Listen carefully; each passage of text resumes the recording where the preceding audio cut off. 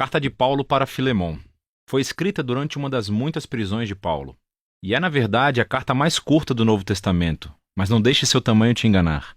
Na verdade, é uma das coisas mais explosivas que Paulo já escreveu. Aqui está a história que podemos juntar a partir de detalhes dentro da carta. Filemon era um cidadão romano bem-sucedido de Colossos, que provavelmente conheceu Paulo durante sua missão em Éfeso e se tornou um seguidor de Jesus. Mais tarde, quando Epáfras, colega de Paulo, começou uma comunidade de Jesus em Colossos, Filemon tornou-se líder de uma igreja que se reunia em sua casa. Filemon, como todos os patriarcas domésticos do mundo romano, possuía escravos, um dos quais se chamava Onésimo. Em determinado momento, esses dois tiveram um conflito sério. Onésimo enganou Filemon de alguma forma, talvez tenha sido roubo, ou talvez ele o tenha traído, mas não sabemos exatamente. Mas depois Onésimo fugiu. Eventualmente, Onésimo chegou a Paulo na prisão, provavelmente para pedir ajuda. E no processo, ele se tornou um seguidor de Jesus e, em seguida, um amado assistente de Paulo. E assim, Paulo se encontra em uma situação muito difícil e delicada quando escreve essa carta. Ele pedirá a Filemon não apenas para perdoar Onésimo e recebê-lo de volta, mas para aceitá-lo como um irmão no Messias, e não mais como um escravo. Veja como ele faz isso. Paulo começa com uma oração. Primeiro, louvando Filemon e agradecendo a Deus pelo amor e fidelidade que ele demonstrou a Jesus e ao seu povo. E então abre o caminho para o seu pedido com esta frase: peço a Deus que a fé que une vocês a nós faça com que compreendamos mais profundamente todas as bênçãos que temos recebido na nossa vida, por estarmos unidos com Cristo. Agora, uma palavra-chave aqui é a parceria, ou em grego, koinonia. Isso significa compartilhamento ou participação mútua. É quando duas ou mais pessoas recebem algo juntos e compartilham, tornando-se parceiros.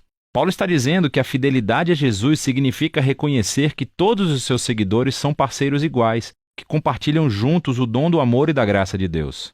E para Paulo, essa experiência de koinonia entre os seguidores de Jesus não é apenas uma ideia, é algo que você faz em seus relacionamentos, o que leva Paulo a seu pedido. Ele finalmente cita Onésimo. Ele diz que ele se tornou o filho de Paulo na prisão, o que significa que Paulo levou Onésimo para dedicar a sua vida e lealdade a Jesus. E assim, Paulo e Onésimo são agora membros da família no Messias. Ele está servindo a Paulo fielmente na prisão. E mesmo que Paulo queira mantê-lo por perto, ele sabe que este conflito não resolvido com Filemon tem que ser reconciliado se eles afirmam que são seguidores de Jesus.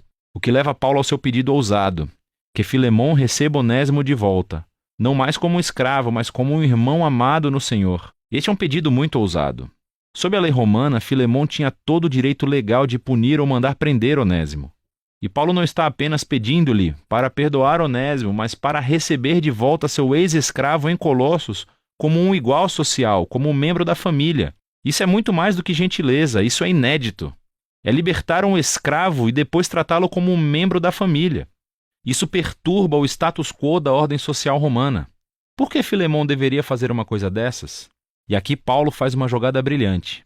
Ele lembra a palavra-chave da oração de abertura. Ele diz, se você realmente é meu parceiro, é aquela palavra grega koinonia novamente. Então receberá Onésimo como se ele fosse eu. E se ele te ofendeu ou te deve alguma coisa, ponha isso na minha conta e eu pagarei. Nesse pedido, vemos o coração da mensagem do Evangelho de Paulo sendo encenado.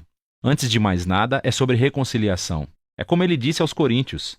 Em Cristo, Deus estava reconciliando o mundo consigo mesmo, sem contar os pecados das pessoas contra ele. Então, nessa situação, Paulo está se colocando no lugar de Jesus. Ele absorverá as consequências do erro de Onésimo.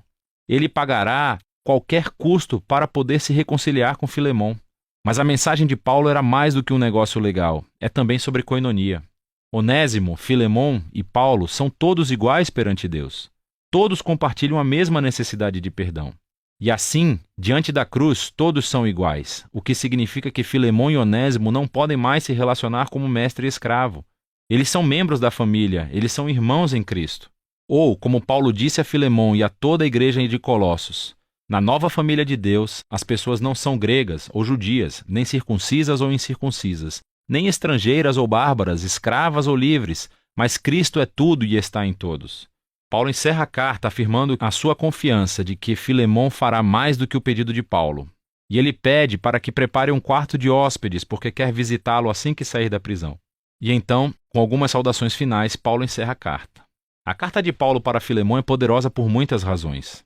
É a única carta em que Paulo não menciona explicitamente a morte ou ressurreição de Jesus. Isso não é um descuido.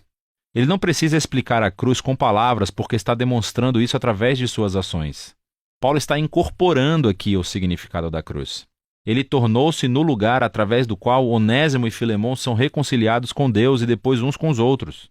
Essa carta também nos mostra que as implicações das boas novas sobre Jesus são extremamente pessoais e nunca privadas.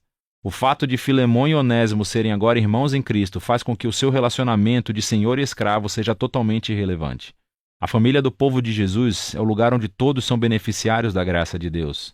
É um novo tipo de sociedade, ou uma nova humanidade, como ele a chama na carta aos Colossenses, onde o valor e o status social das pessoas não é definido por raça, gênero, classe social ou econômica. Em Cristo há simplesmente novos seres humanos que são iguais, que compartilham juntos a misericórdia de cura de Deus através de Jesus.